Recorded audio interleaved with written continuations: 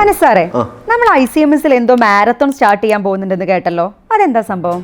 അതെ, കഴിഞ്ഞ 1-2 ടേമിൽ നമ്മൾ CMA ഇന്റർമീഡിയറ്റ് റിസൾട്ട് അനലൈസ് ചെയ്തപ്പോൾ പല കുട്ടികളും പേപ്പറൊക്കെ പാസ്സായി വരുന്നുണ്ട്. പക്ഷേ ചെറിയ മാർക്കിന് അവർക്ക് എന്ത് ചെയ്യുന്നുണ്ട്, ഗ്രൂപ്പ് മിസ്സായി പോകുന്നുണ്ട്. അപ്പോൾ നമ്മൾ അതിൻ്റെ ഒരു കാരണങ്ങളെ കുറിച്ച് അന്വേഷിച്ചപ്പോൾ നമുക്ക് മനസ്സിലാക്കാൻ സാധിച്ചത് എന്താ വെച്ചാൽ, അത്തരം കുട്ടികൾ സ്റ്റഡി ലീവിനും ക്ലാസ്സിനൊക്കെ നല്ലോണം എഫേർട്ട് എടുക്കുന്നുണ്ടെങ്കിലും അവർ കുറച്ചും കൂടി കോംപ്ലിക്കേറ്റഡ് ആയിട്ടുള്ള അല്ലെങ്കിൽ പ്രീവിയസ് എക്സാമിനൊക്കെ ചോദിച്ചിട്ടുള്ള ക്വസ്റ്റ്യൻസിൽ വർക്കൗട്ട് ചെയ്യുന്നതിൽ ചെറിയൊരു വീഴ്ച നടന്നതായിട്ടാണ് നമുക്ക് മനസ്സിലാക്കാൻ സാധിക്കുന്നത്. ആ ഒരു ഗ്യാപ്പ് ഫില്ല് ചെയ്യാൻ വേണ്ടിയിട്ട് നമ്മളൊരു 8 ദിവസത്തെ ഈ പ്രോബ്ലം വർക്കൗട്ട് ചെയ്യാനും ക്വസ്റ്റ്യൻസ് എങ്ങനെ ആൻസർ ചെയ്യാനൊക്കെ വേണ്ടി പ്രാക്ടീസ് ചെയ്യാൻ വേണ്ടിയിട്ട് ഒരു 8 ദിവസത്തെ ഒരു ക്ലാസ്സുകളാണ് നമ്മൾ ഈ ഒരു മാരത്തോൺ ബാച്ചിലൂടെ എന്ത് ചെയ്യുന്നത്, ഉദ്ദേശിക്കുന്നത്. അല്ല അനസാറേ, അപ്പൊ ഇതിൽ ആർക്കൊക്കെ ജോയിൻ ചെയ്യാൻ പറ്റും?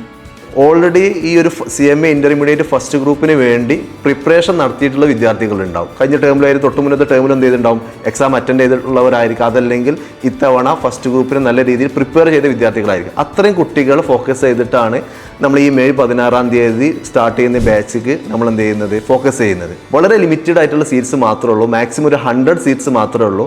അപ്പോൾ താല്പര്യമുള്ള കുട്ടികൾ അല്ലെങ്കിൽ ഇത്രയും ഒരു ക്രൈറ്റീരിയ മീറ്റ് ചെയ്യുന്ന കുട്ടികൾ എത്രയും പെട്ടെന്ന് തന്നെ അഡ്മിഷൻ എടുത്തു കഴിഞ്ഞാൽ നമുക്ക് ഈ വരുന്ന ജൂണോട് കൂടി നമ്മൾ ഇന്റർമീഡിയറ്റ് ഫസ്റ്റ് ഗ്രൂപ്പ് നമുക്ക് എന്ത് ചെയ്യാൻ പറ്റും, ക്ലിയർ ചെയ്യാൻ പറ്റും.